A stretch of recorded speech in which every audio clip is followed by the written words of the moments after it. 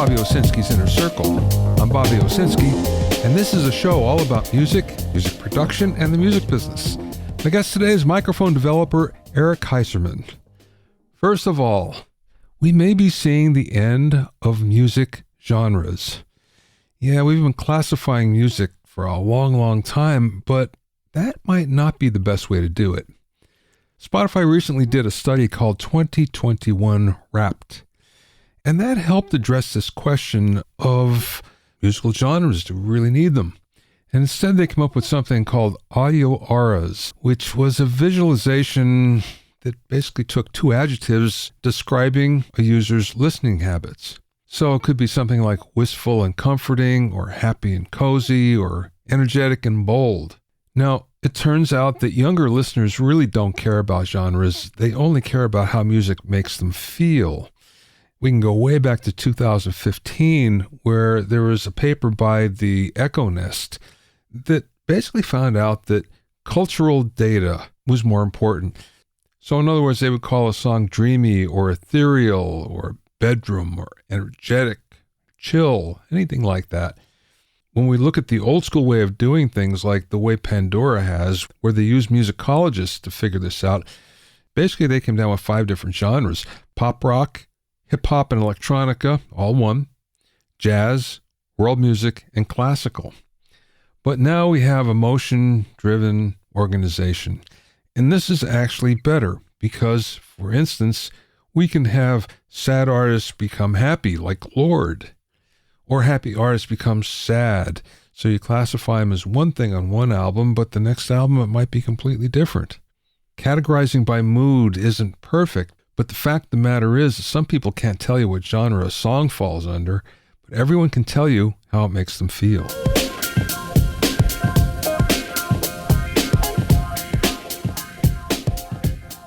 If you have any questions or comments, you can send them to questions@bobbyowsinski.com. Also, I'm pleased to announce that the 5th edition of my Mixing Engineer's Handbook is now available. It's totally updated and includes new sections on mixing and immersive audio, self-mastering, new mixer interviews, and much more. Get your copy at a special discounted price at bobbyowsinski.com/handbook. That's bobbyowsinski.com/handbook. You can also find it on Amazon and Apple Books. Also, you can learn all about the latest in music, audio, and production news when you sign up for my newsletter at bobbyowsinski.com. There you'll also find out about openings for my latest online classes and special events. That's bobbyowsinski.com.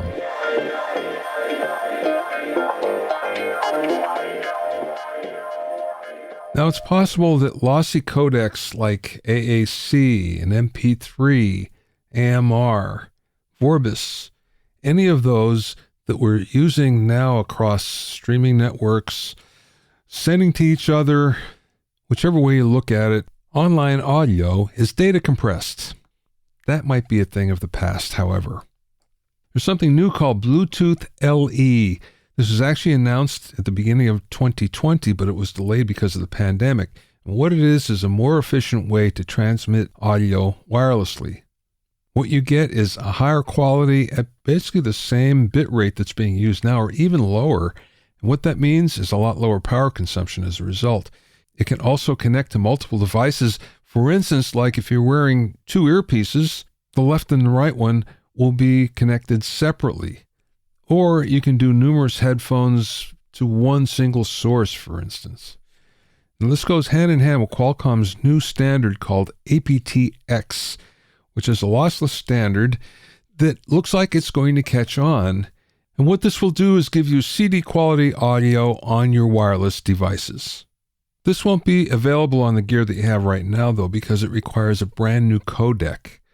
But it's a big step forward in true high-quality wireless audio, and expected to be coming to the new range of audio gear that will be coming out probably later in the year.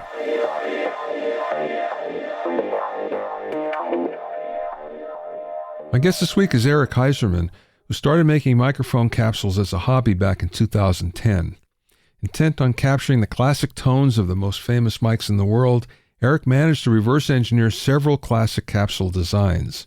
He soon began providing capsules for sale to the do-it-yourself community. In 2015, Eric partnered up with fellow audio engineer and gear builder Matt Mitchell. The two continued to refine and develop Heiserman capsules while also scaling up production capacity and developing new microphone products.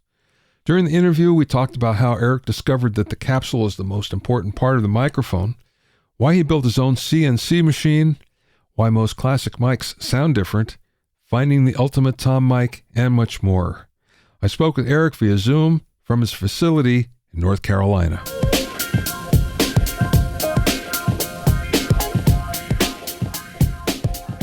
I want to find out how you got into the music business. What's your background? Wow. Okay. So I'm a musician. I'm played drums since I was very small. I honestly have no memory of not playing drums, which is kind of one of those situations. I just was a drummer. My dad was a drummer, and any sort of father figure in my life had been a musician and a drummer mostly. So I played in rock bands starting in sixth grade on, and had aspirations to really make it as a professional for a while.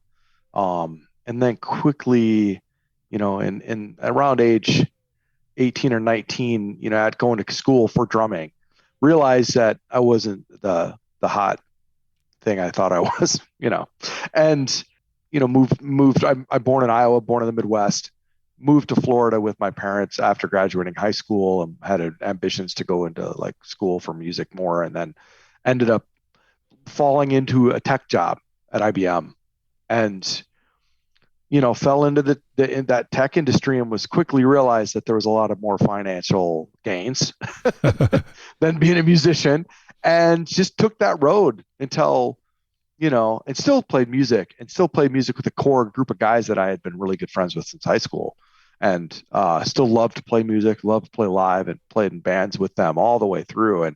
But of course, with that comes recording, right? And I have a friend that was luckily had early employment at Microsoft and walked away with just a pile of cash, right? And he was the guy that had the studio, right? And with that, of course, but I'm into that recording as well. I'm a tech guy. I like this is like the early, like around the 2000s, right? And it was like, oh man, this is all the computer audio stuff so easy to get. And your like software was easy, and I started getting into that about some near fields. It was like, this is great. And then we both started recording the bands that we were playing in. And what happened is I never had the microphones, right? But my buddy did, and I'm like, I want a microphone really bad. And by this time, it's like 2008, 2009, right? And I grew up in a jewelry store. My grandparents owned a jewelry store, so I knew how to work with metal. You know what I mean? I kind of grew up there, and I thought to myself, I could build a mic. It's got to be somebody out there that's come up with the electronic part of this, right? And I wanted a tube mic, of course. So I looked around, and I found a website, Group DIY. You might even be familiar with it. Yeah. And I found this mic that was a G7 microphone, which was this giraffe guy built. And I said, done. Spent the money, not much, they're cheap to build.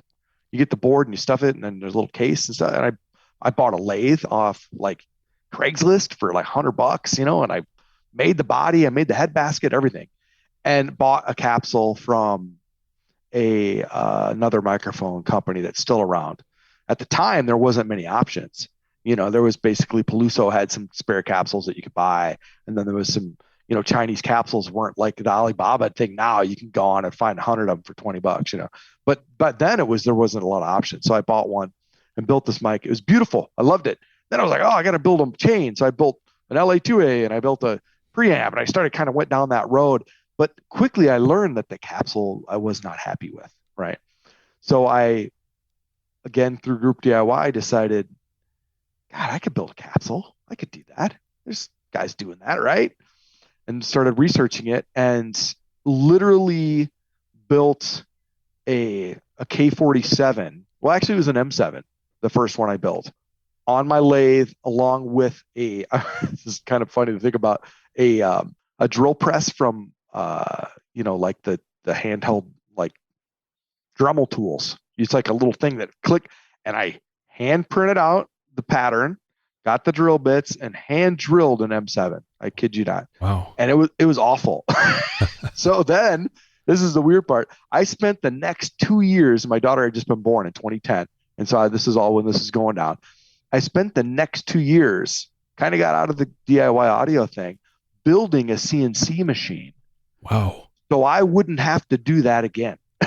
Yeah. That was my only motivation, was to not having to try that again. But because it actually worked, the capsule functioned and made noise and it worked. And I was so thrilled. I actually found another kind soul in the capsule world, which they're not, at the time it was everybody's told right to their chest, who actually sent me some Mylar that was already coded. So that's a big hurdle, right? Yeah. So I had gotten some like seconds. So that's how I was able to make this capsule. But then I was like kind of bit by it, right? But the M7 is really a hard capsule to build. I don't know if you know this, but I'm going to nerd out for a second for you. Yeah. The M7 capsule is fairly thin. It's only 6 millimeters thick, right? Yeah. And that weird hole pattern that everybody thinks is really purposeful and magical, it's not. It's actually, so the hole on one side is 4 point something millimeters deep. The whole thickness of the capsule is 6 millimeters. So it's almost going through the other side, but doesn't. But the other side has to have the same number. So they crisscross. Okay. Yeah. So you can't, and so the whole pattern, if you match them all, if they were, let's say you drilled all the way through an M7 on both sides and you held it up, it would just be concentric circles of the same hole over and over again, just next to each other. Bing, bing, bing, bing, bing, bing, bam. And so the way that works is so they just would crisscross each other. So my crappy hand drilled CNC machine, what would happen is they would sometimes run into each other. So it's a very hard capsule to build for that reason, right? It has to be very accurate. And my first CNC machine was not accurate. So what happened was I kind of pivoted. There was a guy building 87 boards on Group DIY. So I was like, you know what? I'll build an 87 capsule. So and that's a one-sided capsule and two sides stuck together. And then all the holes there's no crisscrossy problem, right? So I built one of those and then built the 87 and it sounded perfect. It was beautiful sounding capsule. And I might as well sell them because I had kind of went in the hole for 2 years and my wife wasn't very happy about that, of like the CNC machine, because of course it started out like Home Depot build, then it got more and more, and not by the end of it, the thing weighed like 400 pounds. It was crazy. Yeah. So I'm like, I know what I'll do. I'm going to build capsules and sell them on Group DIY to other guys. Why not? And that really kind of took off. It was like started out real slow, and then I was still doing all the machining myself.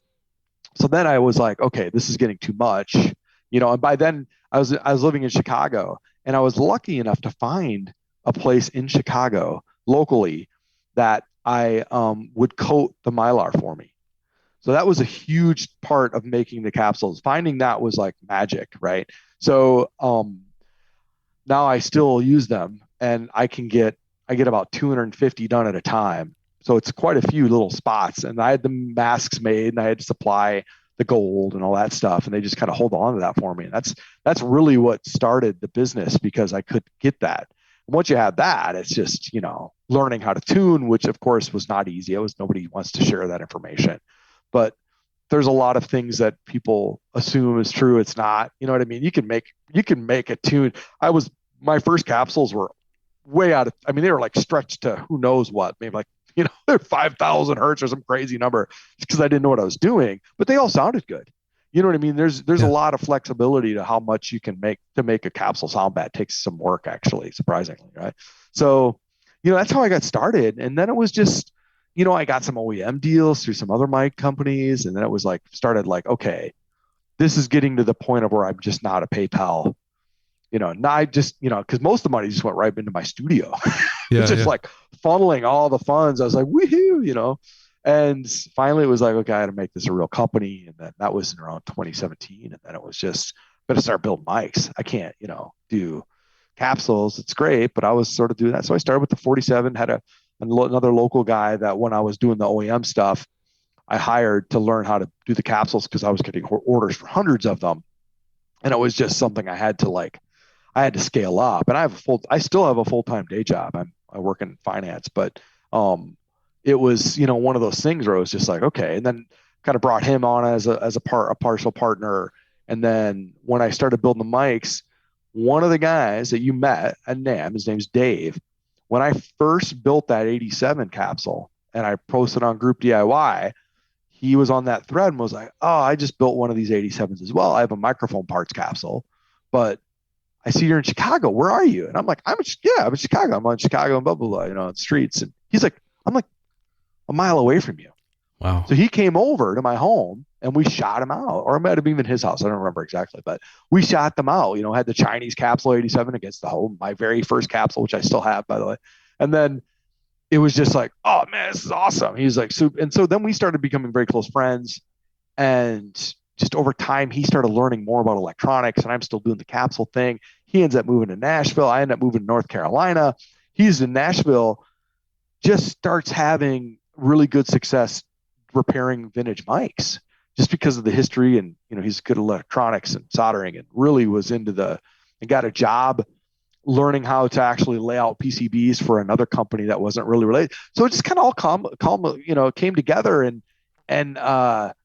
So what happened was, before he came to North Carolina, which is like only this year, he was like, I was just sending like a contractor, I'd say, "Hey, look, Dave, I need these boards made and I need these mics built."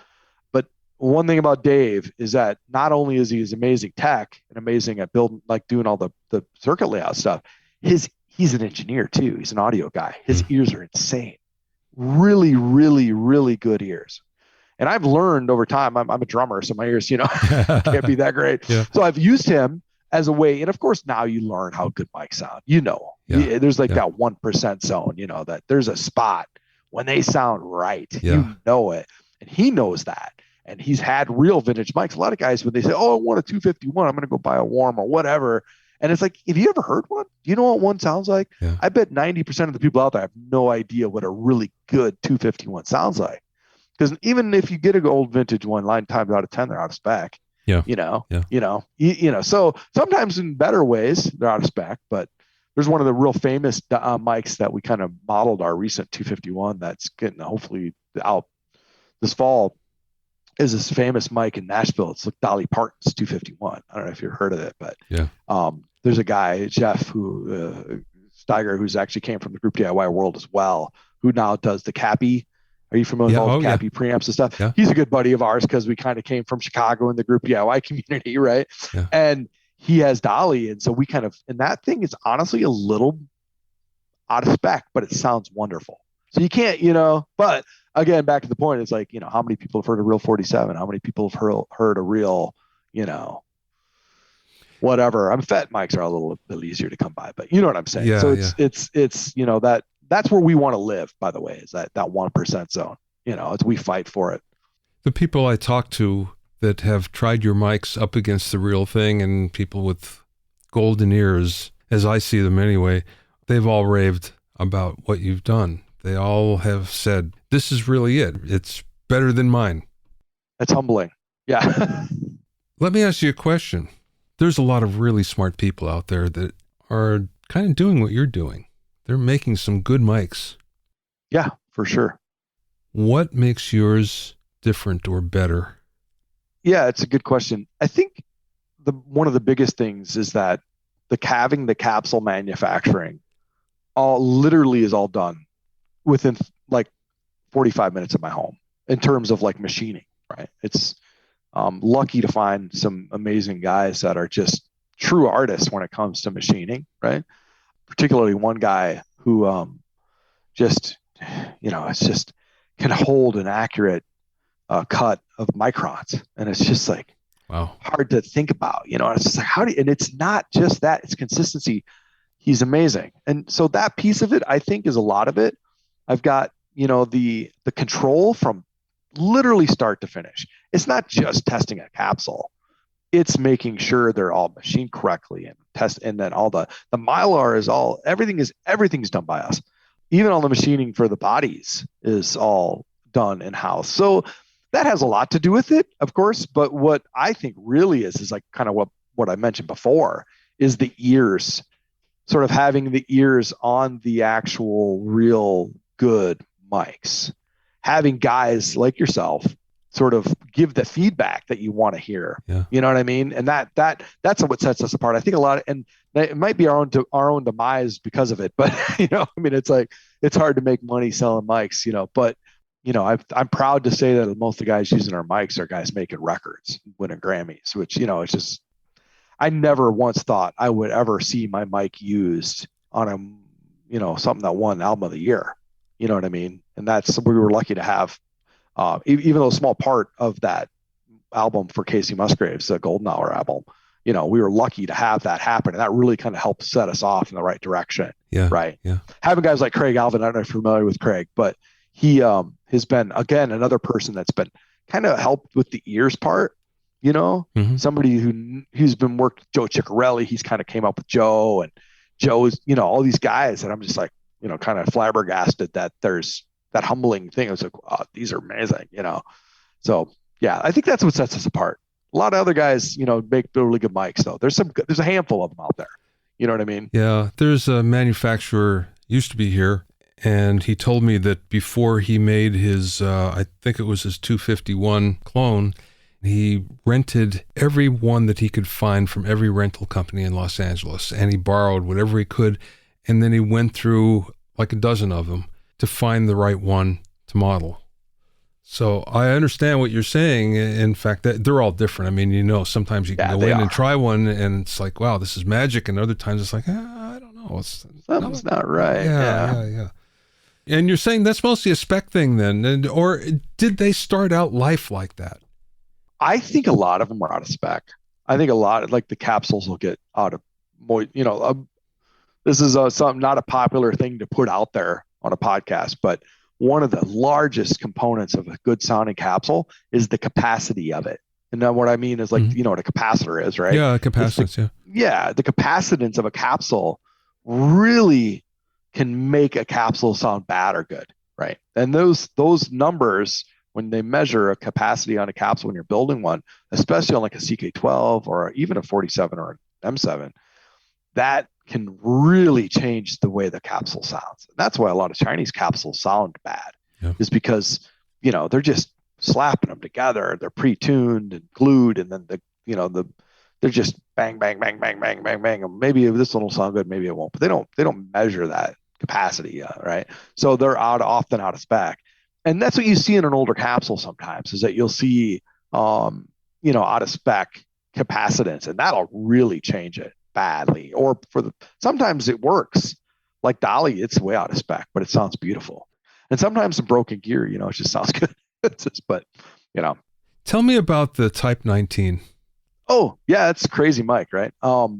Very proud. Again, I'm really happy with that one. So we did the FET 47 first, right? And that just kills, of course, on drums, right? Everybody knows the FET 47 lives on a drum kit, right? It's kick drum is what obviously the most famous for it, but I don't know if you've ever tried it, but a FET 47 on a tom sounds killer. Yeah. it really does. And then floor toms or whatever, but who wants to put, especially if you have a vintage Neumann, it's worth a lot of, nobody wants the guy to smack it. I wouldn't, as a drummer, would rather just put that crappy 421 up. I'm happy. I'll smack that all day. I don't care, but if somebody so that was the kind of the idea. And honestly, there was another engineer that said, oh, you guys should do a mini FET 47 that you could put on a tom. That'd be a really good idea. And we were like, it's a really good idea. So initially I came up with the design of the body to really think about taking a stick hit. That's sort of, and it's funny, the very first one that I had prototype body made, it was way different. It had just a little tiny hole with some slots in it just for the capsule. It was super encased and had like a rubber thing that the capsule went into, and it had no real air around it. And it sounded like crap.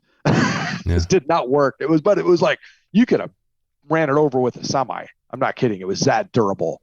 But of course the capsule needs to breathe more. So what I had done, because I still have my CNC machine, I just started slowly hacking away at that first prototype body to kind of get enough, air and stuff around it to make it sound right. The circuit we came up with, I just was like, I don't want the circuit to get in the way. I want it to be super flat, just nothing. So it's just a real simple, FET circuit. It's nothing special. and it's just it's all surface mount. It's a real simple circuit, but no transformer, nothing, right? Hmm. So it's mostly the capsule. And when we finally came up, we altered the design and kind of kept altering it. Came up with the rubber mount that is, it's funny. I'll show you. I got a bag of them on my desk because this is like an early prototype version that was a little bit soft from the rubber side of thing, but it's like inside the microphone, the capsule is sort of held by a rubber. It's sort of like, have you ever seen the inside of like a later 414? They have like this, but this is it just, I don't know if you can see it, Oh but yeah, it's yeah, yeah, real simple. The capsule goes around it. This is captured on the side, and it's real, it's like a rubber band. yeah. It's super, but that's to hold that capsule in that mount and not, when it gets smacked with the stick, it's not going to hurt the capsule. So that was sort of part of the design. And when we took 6 of them. Are you familiar with Addiction Studios in Nashville? No, I'm not. It's the I always forget his name. It's Jonathan Cain, I think. It's the keyboard player from From Journey. Journey, yeah. Yeah, his studio in Nashville. It's one of my favorite rooms in Nashville. It's a great room. Obviously, Jonathan's not there a lot, but the guy who runs it, David Kalmusky, is a really good buddy of ours, and he was kind enough to we built like 6 of them because we weren't real sure about some settings like the biasing of the capsule and stuff and the mic and stuff. So we brought 6 pairs. Yeah, 6. I think it was 6 pairs or 6 mics, maybe 3 pairs of mics. And we just started trying them out on everything, and they were all kind of dialed in a little bit differently. And we found the one we liked the most, and then we just put it on everything, and it blew all of our minds because this is the first time we'd ever really heard them on a bunch of sources. The kick on a kick, it goes down to like 10 hertz. It's it's super, goes just forever, and it's got a nice top. It's real flat. It's a 47 capsule. It's our 47, which is a little bit different than a regular K47 capsule. That's a funny story, actually. I might get into with you, but no, and they sound amazing. I think they sound great on everything. Drums, of course, toms. We've got some guys that really are happy with them on that are drummers and pros that just use them for their home setup. But then, kick drum is where a lot of guys live. Like Rob Schnapp uses it purely on a kick drum that just stays there. Some guys like it on piano, like Tom Monahan. I don't know if you know Tom, but yeah, he has a pair on piano. That's where they live. Yeah. Okay. And then a guy named Adam Greenspan. He just did the Block Party album, which is a recent, really good album, by the way. He used it on toms, and then he put them on guitars and was like, "Oh my god, the guitars are." So it's weird. It's like it works kind of depending on the taste of the engineer. It really fits a lot of guys. So that mic, I'm very proud of. You know what, Eric? I'm hearing a theme here. Yeah. And the theme that I'm hearing is you really concentrate on the capsule, and the capsule is king. Yes. What I hear from other manufacturers is the electronics. It's always about the electronics and less about the capsule. Or the emphasis is more on electronics and less on the capsule. Yeah, that's true. For me, it's a little sad truth, right? Because I'm a capsule guy. It's my thing, And of course, the electronics are important. And I think it's a real number. 90% of the sound of a mic is in that capsule. That says a lot. Yeah. 10% is, and honestly, a lot of artists say that's fudge factor.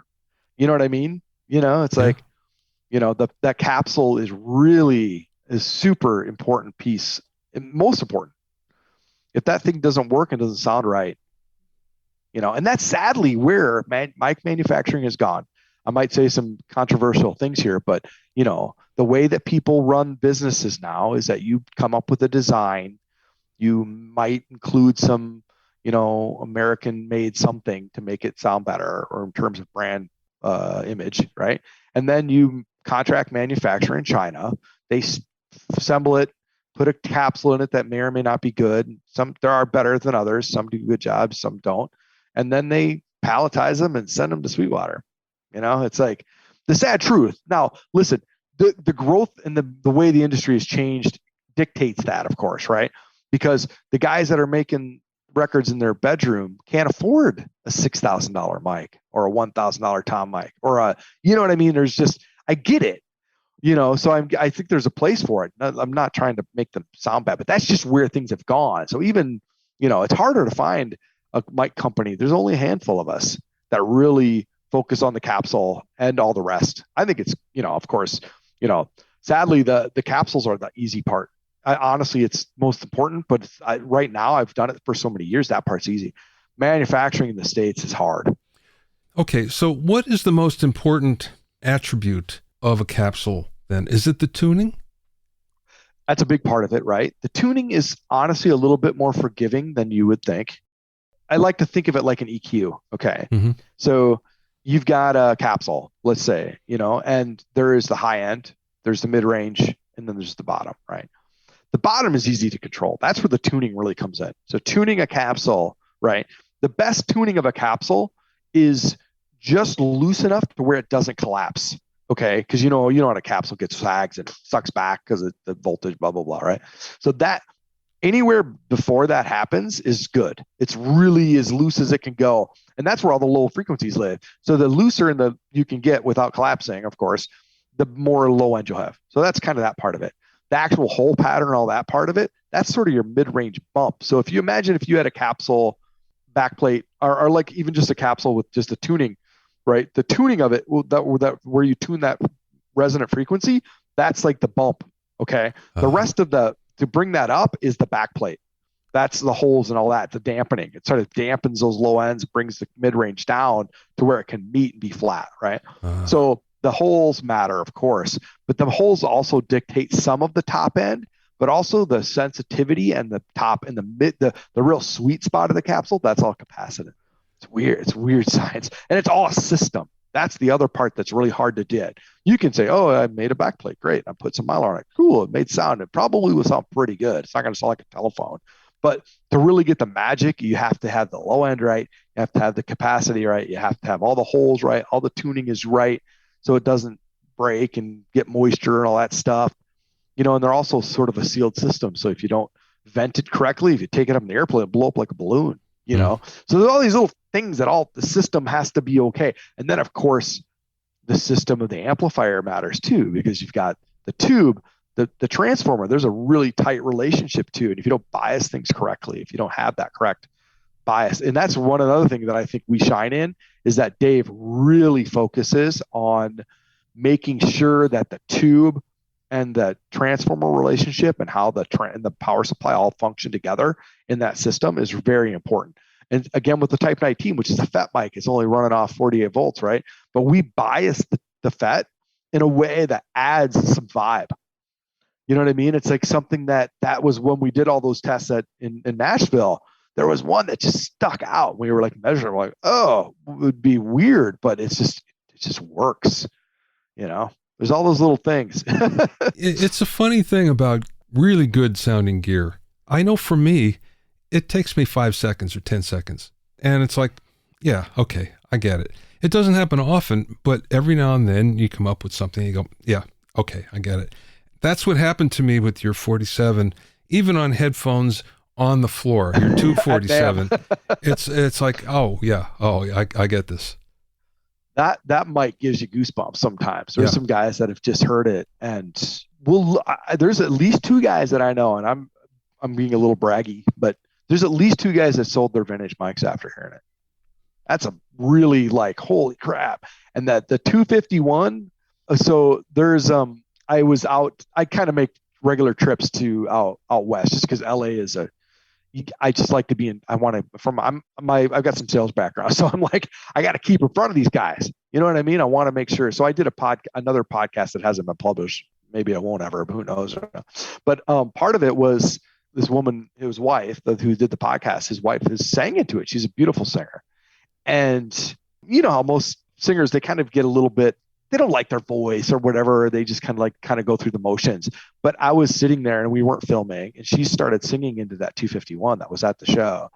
And she had a moment. It was sort of like, I kind of watched it. I saw the goosebumps happen, and she looked at me. She's like, I don't like my voice through headphones, but this sounds amazing. And she continued to sing through it. And now she's just, she can't stop talking about getting one, and it was that emotional connection, that the goosebumps, you know what I'm talking about. Yeah. That happens. And when that connects, I mean, for me, that's like, oh, yeah, I won, it's like that. That happened with her, and it was wild to watch, to be honest. It was something that I won't forget. Okay, last question, Eric. This is something that I'm sure you can speak to since you've been in business for a while now. What's the best piece of business advice that maybe somebody imparted to you or you learned along the way? It's interesting. Some of the best advice was to just do it yourself. Don't try to go out and get a bunch of money and just, I bootstrapped the business myself, and it's just it's all ours still. And I think that was somebody told me, was don't go out and try to get a bunch of money to investors, just build it yourself, keep it yourself, do it right, go slow, and pace yourself. Because you can go, that's the crazy thing about this business. You think that it's I have held off. If I think I go through Vintage Kings, I sell through them and one other, retailer. I've held off from some of the big ones, not because I want to go there. I'd love to sell through all of them, but I don't want to bury myself because it can happen really quick, So I've been kind of that was some really good advice. And then one other piece of advice I got from somebody that's been in the business for a long time that I didn't listen to, and he says, just don't do it.